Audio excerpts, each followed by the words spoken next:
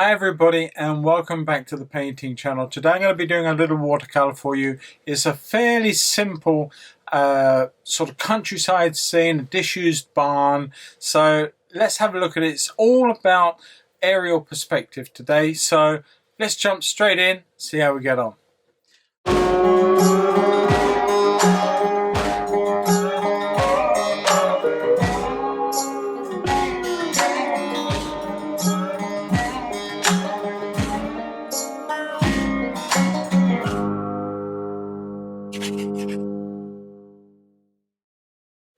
Alright, it's going to be a fairly low horizon for this and something around that sort of mark like that. So I can get a bit of stuff in the foreground and enough in the background. And I want to put on, I just want to give that a little bit more height there. That you'll see further on. But there's a bit of a contour and the high line of the horizon line. So into here I want to put in a small barn. It's quite, well, actually that's a little bit too high in terms of what I need. So let's just bring that down a little bit, maybe to there. Something like that, possibly. I'm just looking at the reference. And the reference will be, of course, up in the top corner of this video. And I'm just going to bring that down through there. And it's got a lovely, there's a lovely old roof on top. I think this is like a corrugated version of a barn. I'm not too sure, but it's been neglected over the years, and there are holes and bits of the material have become dislodged and broken away. So you've got all sorts of things going on. Little bits missing here, and another bit. I think there's another bit missing along there, and then we come down to the back. And then from the back of it, there is a little section and then some sort of other building. Again, I think this is some sort of store. It's not a house, it's merely part of the complex. So I'm going to stick that in there. It's going to be fairly dark, but not totally. A little bit extra and a little tree or something that's grown up over that area. Now a little bit of background. That's all we're going to manage to get in. So a little bit of distance background. There is a bit of a hill that runs through here and through here, or tree line way back in the distance, and one or two extra little trees here. It's not quite the same as a reference, but it's not far off. Fairly simple drawing. And let's just have a look at this area here. Now there is the hole there, as I've said. In fact, I think that that could be, take that bit out and let's make that just a little steeper like that. I think that would look better. Then we've got a little area of trees coming up into some distant ones, and that's the real backdrop to this picture. Let's put that out the way for a minute. Over this side there is a much more substantial, much closer bush, which we're going to put in something like that. And this little tree line disappears down behind it like so. One or two outcrops, one or two edges that we can put in. There is a building over there. I'm going to miss that and disregard that and put in some more sort of trees and stuff way off in the distance there. Now, very simply, there are one or two trees over here, and then there is whatever is going on in here. Now, I've made this quite high, and deliberately so. I wanted to put in a little bit of shadow through here, a little bit of built-up ground, and suggest some darks in here. I'm going to suggest that this area here on the barn seems to come a little further down, and we're going to put that in like so, and that would give a bit more depth to these buildings and this barn here, and so on and so forth. And I'm not going to draw the bottoms in, just going to indicate to you that that's roughly where the bottoms will be. And we're going to change one or two things here. I could make this a little deeper, actually. I think I will do. I'm going to bring that all down just a little bit further than I had it, including that hole there.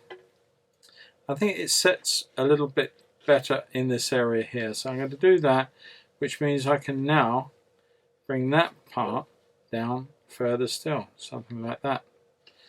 And then we've got a little hole and another little hole and another little hole. Alright, I think we're pretty much there on that. We didn't need to do too much. I have just painted this in oils today. I just felt that it would make a very nice watercolor too. So the sky that I did in oils was quite heavy. Although the reference you're looking at doesn't suggest such a heavy sky. I will probably put a little heavier one in, but I wanted to put in the lovely golden lemon yellow, or in our case aureolin, into the base. I'm going to mix up a little bit of that first, and I do not want it to be very powerful, just enough of a hint. Okay, so now I'm going to mix up a little bit of cobalt blue for my sky, but I'm going to temper that down with a little touch of the Indian red. That might be too much, it might be just enough. Let's see how we go with that. A bit more, maybe a bit more, and this is when the mix really does go off a little bit. There we go. I think we can go around with that and that'll be fine. So now I'm going to quite simply start applying some dry brush over these areas. Now this is a knot surface. This is 300-pound paper, but it is a knot surface. I'm going to intersperse that with a little bit of the aureolin as that comes down into the sky, and let that just drop away and let it settle where it wants to, coming through. Add a little bit more colour in there, and then I want to just clean this up, and I want to apply a little bit of fresh aureolin, because where it first mixes with the blue it does decidedly turn green, so I don't really want that.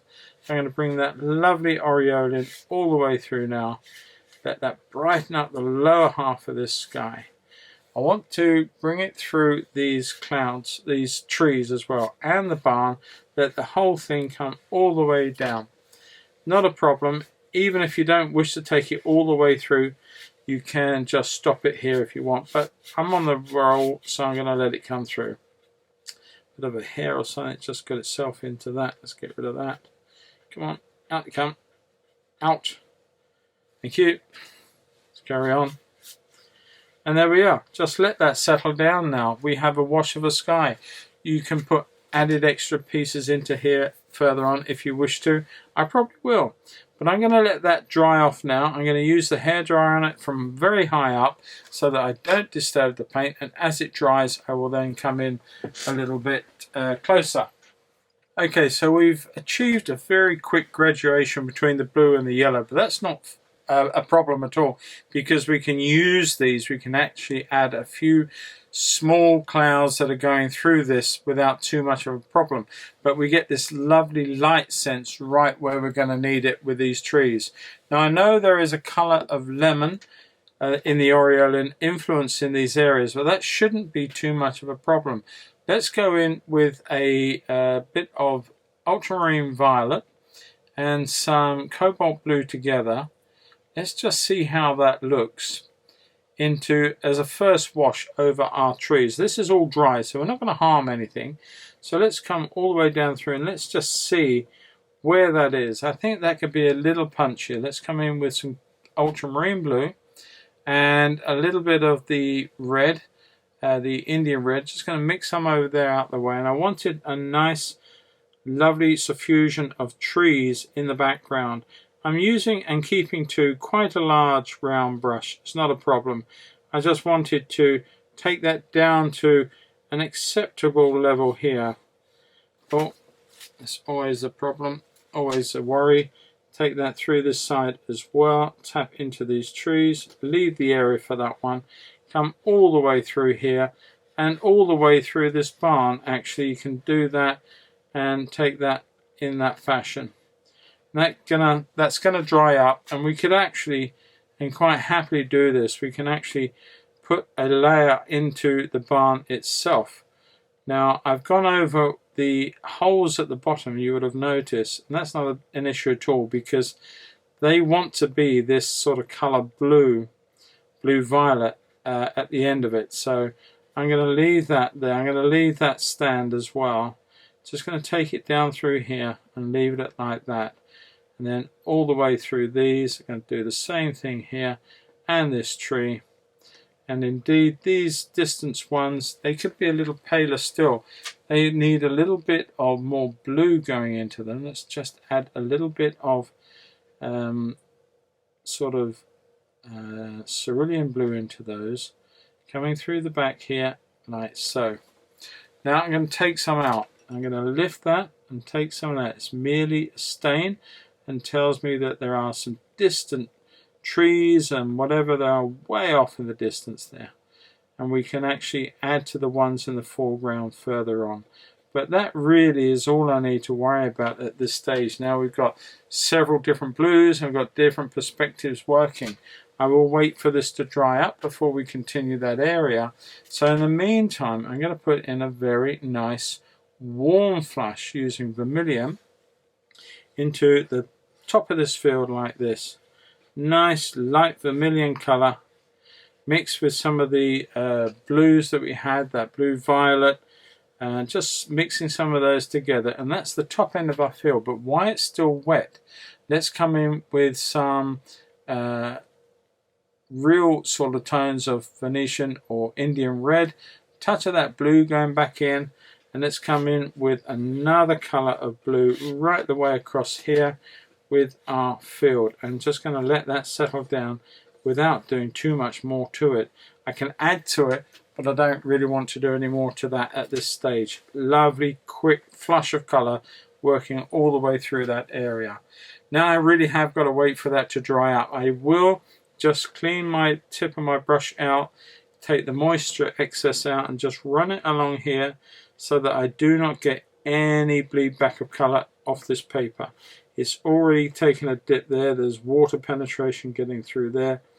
This is not having the strong white borders that I normally put in, so I'm not overly worried by that. Okay, so we've got these lovely colors in, and look at the graining on some of these colors. This Indian red has got a lot of grain to it. Either that or it's a lot of the blue that's got into it that's giving it grainy effect. But we've got these wonderful bleed backs, and I love that. I mean, when that happens like that, it's not a problem. It's because there was less water here, more water here, and it's just pushing back. Although the painting is at an angle, it's not such a steep angle that it won't prevent this pushing back. But sometimes it works and sometimes it doesn't work, and you just really got to watch for that and decide when you want it to happen and try and prevent it when you don't want it to happen. Alright, this is probably getting quite dry. I'm not going to put the air blower on this because I want to leave that as is.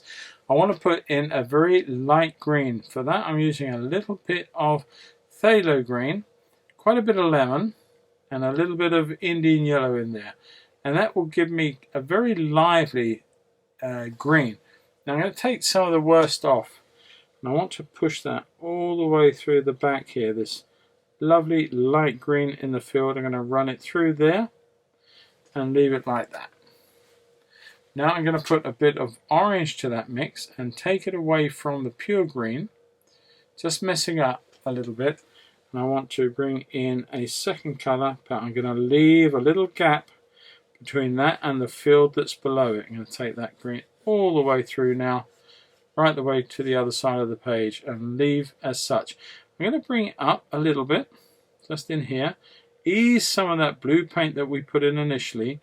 It probably could have been better had I left more of it to white paper to begin with, but it's not the end of the world. I want to get this very close without actually touching, because that edge is still wet and it will bleed straight into the red if I get too close. That's as close as I dare get. Okay, now we've got that and we want to let that dry up, but what we can do is put a first warm base. So let's come back to our orange, and we're going to use some ultramarine blue that makes a really dark grungy color. Great for what we're going to do now, because I'm going to put in this dark bush. Now the first color doesn't look green at all, does it? It looks awful, but it will sort of work eventually. We're going to put some greens into that now. Right now we're going to put a darker green in, and we're pretty much using phthalo green, almost pure, and that will give us this green bias to the bush. Now I'm just going to mix up and mess up the edges of this bush just ever so slightly, so it doesn't look like a top hat sitting on the field. There we go. I think we can bring an edge to that there. And while we've got that edge, I want to put in a little bit of Indian yellow to the side here. Just lift the light by taking some of the paint out. We can then introduce some neat Indian yellow to this, and that will give us a suggested light as though the light's coming this way. And that works very, very nicely, I think. And we can leave that as it is now, let that dry off, and we have a lovely big heavy shrub in the middle of the field there. We can put some shadows in, and we can put other bits and pieces in. As this starts to dry up, we can put our dark edges to fields with ditch edges and grasses and all sorts of things going on. But what I want to do now is put a secondary line of trees. You can't quite see them. In fact, there are some lights and darks, and what I want to do is come in with a little bit of a darker mix. This is pretty much dry. I do need to make sure that this is fairly dry before I continue to do that. But let's just put in a next subtle layer of violet all the way through here, up to some of the tops and down again. And it's just suggesting that there is another layer of darks and lights in the distance. And then bring that down a little bit more prematurely to there. We can take it along, and we can put a couple more trees in, like so, make those two part of it, and a little bit dark into there. If it's not enough, just come back with a little bit more of the colour, and don't make it too obviously blue or violet or anything else. Just play around with it until you're really happy that you've got this looking about right. And I'm just dropping little bits of colour in, nothing more than that. It's just very suggestive. But hopefully we've got several distant trees. I'm going to bring that through there. I'm going to bring that up higher, so this looks like it's a lot closer. And just one or two areas that have broken edges here. Probably could have done with a smaller brush at this point, but there's not a big deal. It is merely an indication of what's happening there. There's one or two here. We're going to put those in a little higher to suggest that that is there and going through that point. So now we've got another layer, and we have a distance and we have a middle distance. We have very much the same thing going on here. I'm just going to coax that down through there carefully. Now what I'm going to definitely very quickly do is right here, you can see where this was drier, that the paint or the water in the purple that I've just been putting in is starting to bleed into the green.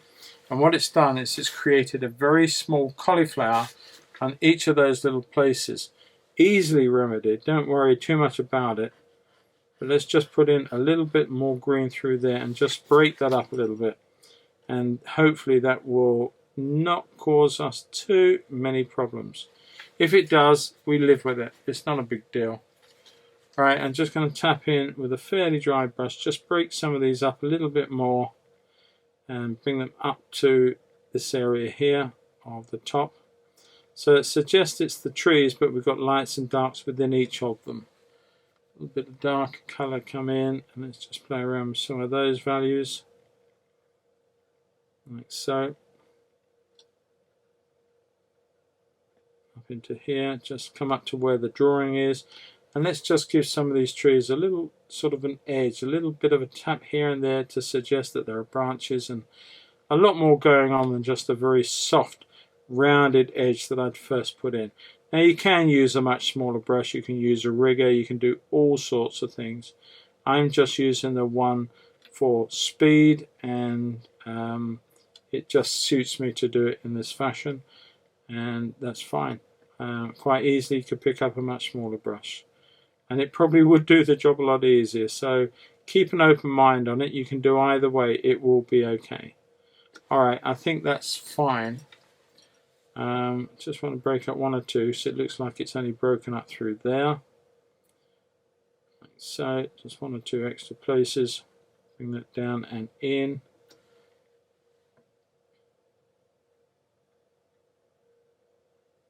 Okay, I think that's probably good enough for what we need to do. I'm just wondering if it does go up a little bit too evenly, so maybe just a quick little tap of some other values in here, just bring up some of this a little higher to make it a little bit less obvious that it's sort of going up in one mound. Actually, that was a little bit more blue went into that, and I'm not unhappy at that. That's not bad. let's just bring that through and bring that up again so it's just not in one isolated place.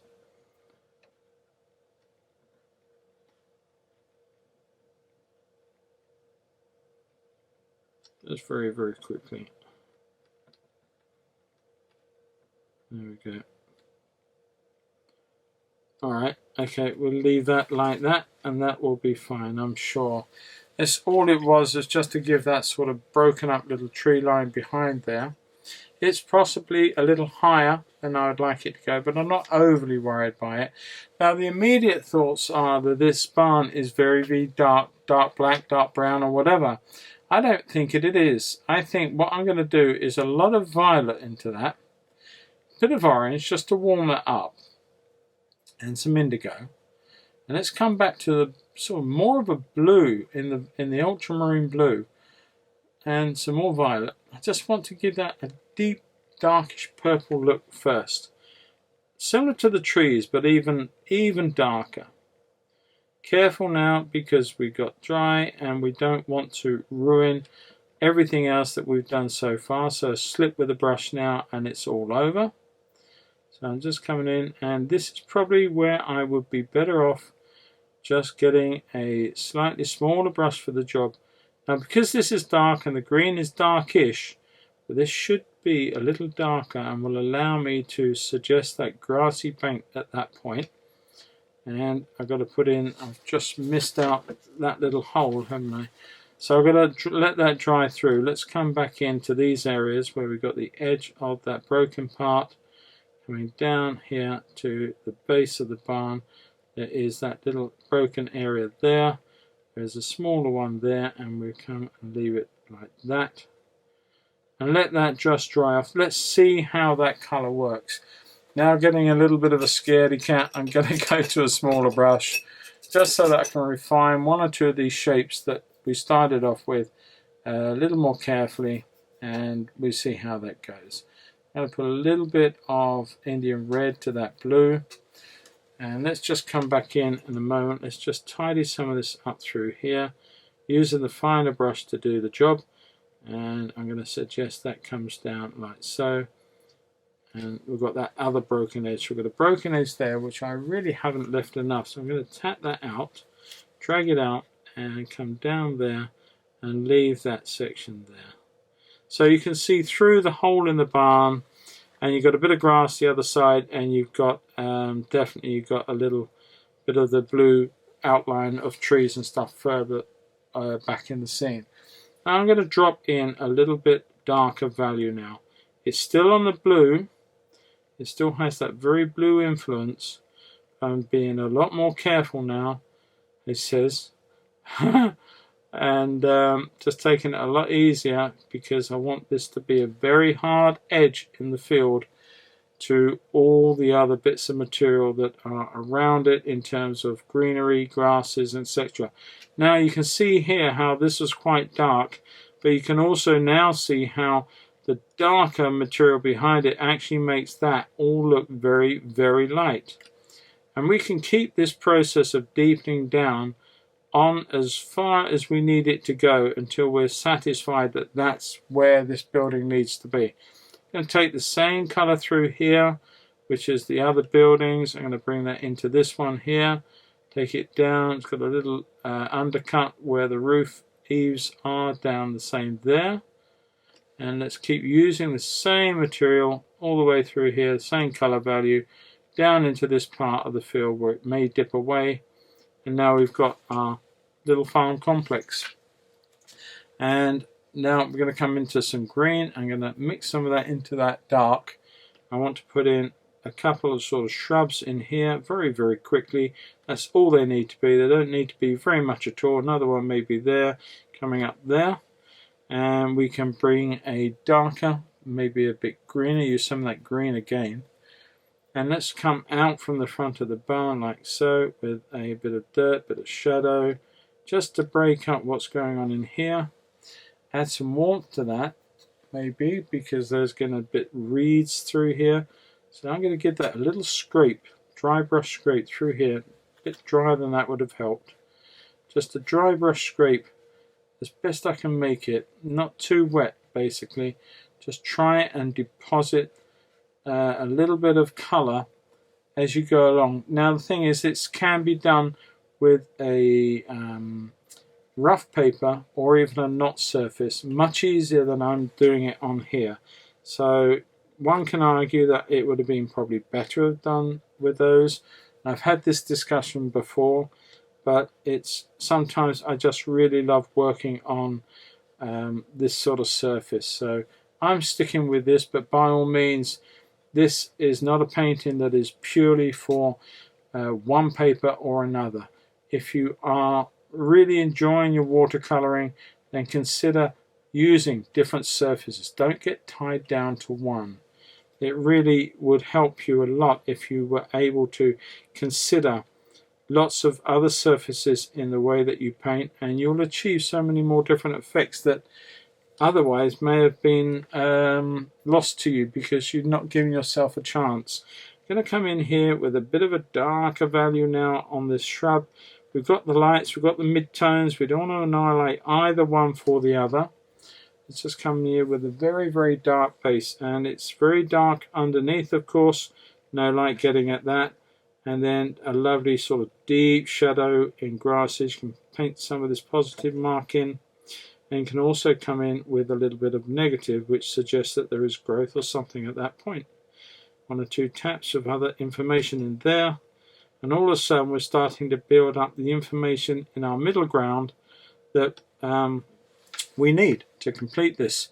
I'm going to put a little bit of warmth excuse me, on this bush here, just to give it a little bit of a different, and a little sort of tap around the edges a little bit, just to give it some broken areas. That doesn't have to be done so much too, but while we're at it, let's come in with a little lighter lemon yellow or aureolin, lift some off, maybe a bit of Indian yellow, just a bit of neat, just to tap into the lead edge, just to suggest, not big bright colours, but nearly enough to suggest that there is another value there. Now this one, I want to lift it a bit.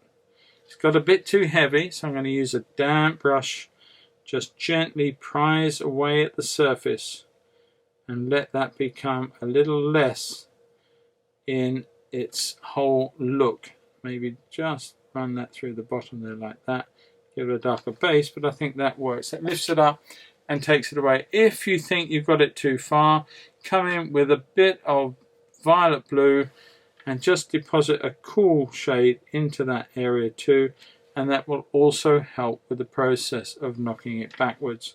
So let's just do that now, and we can see how that will dry up. It will dry up a lot paler than this one here.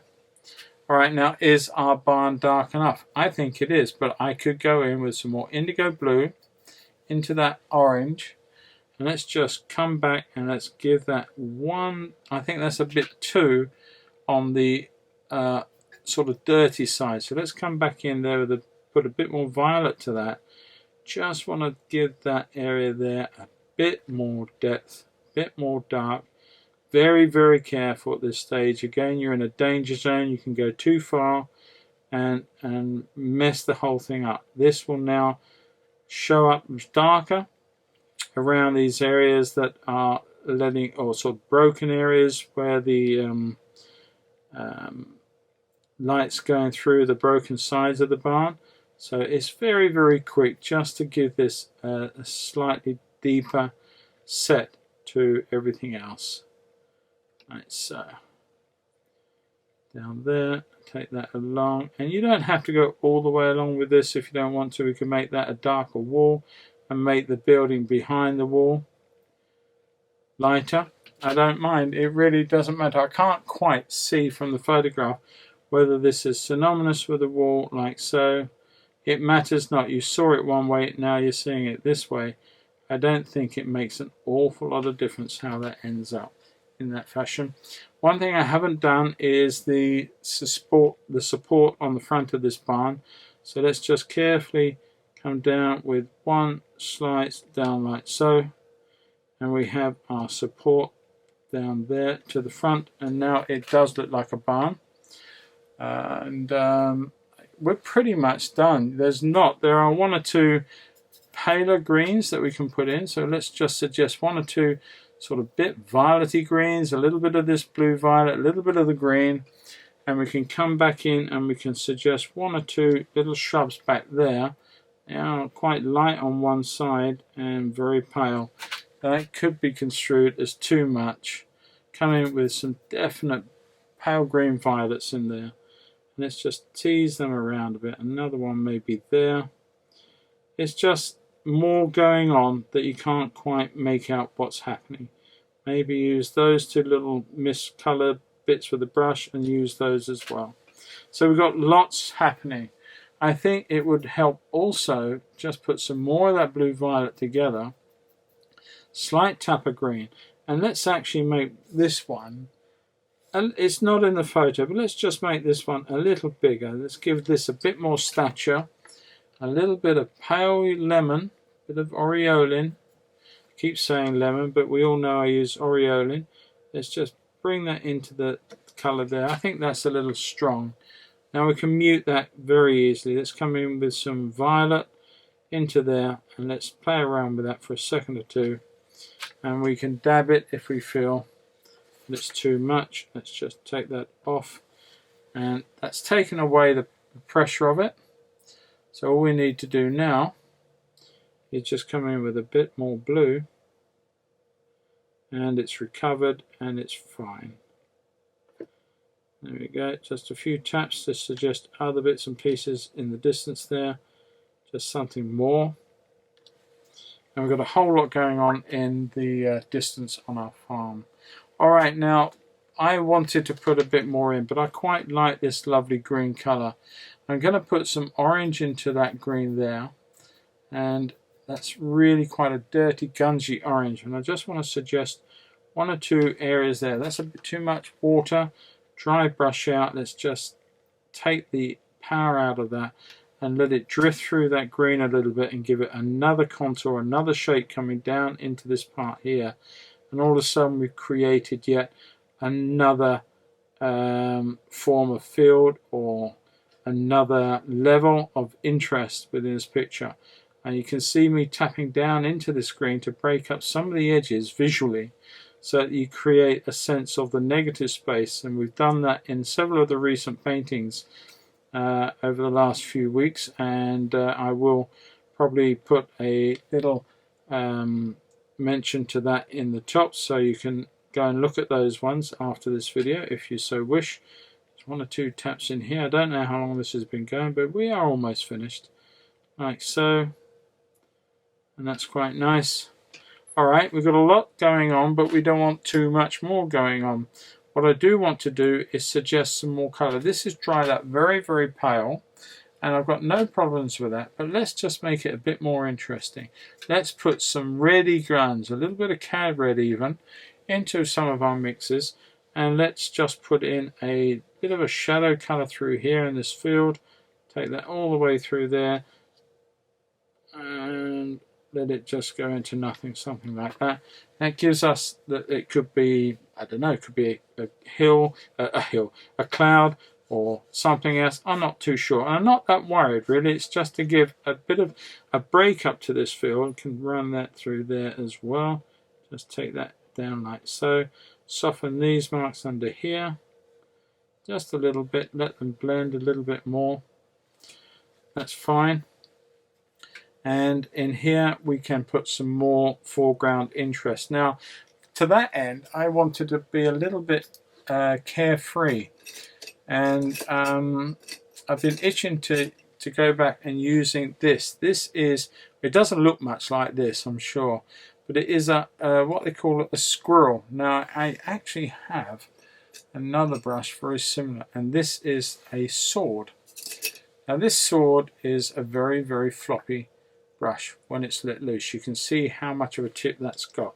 So I'm going to quickly mix up some reds, sort of reedy, dirty, orangey, grungy colours, and just going to sort of try and flick around in here and just suggest that there is some foreground interest with grasses and reeds and all sorts of things in there.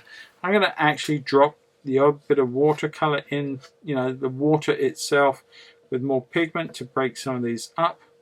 let them bleed, let them spread, let them just having some fun for the last couple of seconds of this, and just see how we can sort of suggest that this may be the edge of a riverbank, or we're standing right on one of the field contours, so that we've got all this information standing in front of us, dead weeds and nettles and whatever, it doesn't matter, but it just gives a lovely finish. We've got this lovely freedom, this color running through the center of the field, and we're ending the whole painting with this really exciting scratching around with color and just breaking up this foreground and just, well, hopefully making it interesting to see. A little bit of violet, we've got a lot of red going in there, it's a bit of violet into some of that. We leave some of the white paper as well. Don't be so quick to get rid of all of that. Just play around with it and enjoy this last few moments of the painting, because that's where we're at. And while I'm sort of talking myself down, as it were, to the end of this, if you've enjoyed this painting, I'd appreciate that you may consider subscribing to the channel. I noticed that we have a lot of views, but we could do with some more subscribers, and I appreciate it's not for everybody, but it costs nothing to do, and it does help me push my channel and make it sort of it makes the algorithms within YouTube, as it were, pick it up and offer it to view to more and more people, and that way I'm trying to grow it. So if you don't mind, that'd be absolutely fantastic. And if you have liked it, then click the like button, and also the little bell icon if you're subscribing, and that would be fantastic too. And if you would like to leave a comment, please do. Always answer all comments that come in. I never leave a comment. I love answering them. I love the interaction with people, and so by all means leave a comment and it will be answered. And on top of that, there is a live stream for you each and every week. Well, actually each and every twice a week. I do one on a Monday, I do one on a Friday. One is watercolor and one is oil for your enjoyment. So please tune in at 7 o'clock on my channels. They're always premiered, so you can get a reminder and you can sit back for a couple of hours or less, up to you, and enjoy those. And you know, we've got a growing audience, and I really have a lot of fun interacting with people on the chat. So if you do watch it and you want to come in on the chat, that would be fantastic too. You'd be so welcome. It'd be great. And so yeah, what else have I got to say? Oh yes, one big thing. I am really working hard on my Patreon channel. I have a Patreon page, and I'll put a link to that under the description of this video. So if any of you are interested, you can pop along there and see what's on offer. But also you need to know, because it is also where you will find the reference to this little painting. So if you want to have a go at this one yourself, I will post it there. It'll be free to download, to use for learning from, not for any commercial uses, but if you want to learn from it and have a go yourself, then please feel free to download it. No obligations whatsoever to become a patron. But while you're there, if you do fancy becoming a patron, it would be fantastic to have you on board, and I'd love to see you there. And you know, there's so much more to offer you. There's a Facebook page which is very active with the existing patrons. That's fantastic. There is also several tiers where we can get talking to each other. There is a Zoom one, all sorts of things. There is a lot going on, and it would be lovely to have a few more people decide to come on and enjoy the benefits that I am offering on my Patreon. In fact, you know, they get an awful lot more full-time videos, more instruction, more help, and yeah, it'll be fantastic. So if that interests you, then take a look at that, and you'll be, as I say, you'll be so welcome. I'm just coming to the end of this now. I'm just going to pretty much leave it there, and I think we've probably done more than enough to do our video. and our little painting, and I just had a little fun in this last little bit. I quite enjoyed this little bit actually. So while the other end is drying up, I think it might be dry enough, possibly not. I'm going to have to sign this afterwards. What I'll do is I'll just take the tape off, put those down, take this tape off. I'm going to have to leave that bit because it is still wet. But we'll take the best part of it off here. Take it off down here, and you can get to see how this looks with just the paper showing. There we are. I'll leave that to there. We do the same with this side.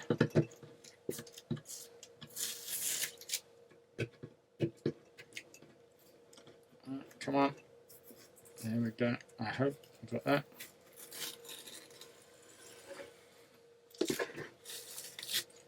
You can see how wet that is in there. That's always a good idea to keep that quite dry, else it can bleed back. That's the last bit. Take that off over the top. And if you're ever doing something like this with your painting, taking tape off, you really must make sure that the painting itself is dry. That's why I've elected to not remove this bottom section through here and wait for that to dry up before I do that. Okay guys, we're done, we're finished, and the astute or the observant among you will notice that I've actually painted myself almost as much as I've painted the painting. Not to worry, it will wash out, it's only watercolor pigment after all. So with that all said and done, and with all those things I said to you about Patreon, about my 2 live streams each week, which are well worth getting involved and having a look at and joining in with, that'd be great. But also the subscribing and the comments section below on this one. Get involved with it. It would be fantastic to have those comments and subscriptions and all these other things. And you know that in doing any of them that you are helping me, supporting the channel and helping it grow and reach a much wider and bigger audience. And that's really what I'm trying to achieve. So that would be awesome if you do any of those things. The likes, the comments, the subscribes, Patreon, and the live streams, all of it, fantastic. With that all said and done, I'm not going to keep on about it, but I thank you in advance. But with all that said and done, I'm going to see each and every one of you, I hope, next week. I have no idea what I'm going to paint yet, but I will enjoy doing it, and I will enjoy sharing it with you next week anyway. And in the meantime, stay safe in lockdown, whatever country you're in. Be safe, stay safe, keep distance, and enjoy your painting. And I'll catch each and every one of you next week. All the best for now, everybody. Take care. Bye-bye. Bye-bye.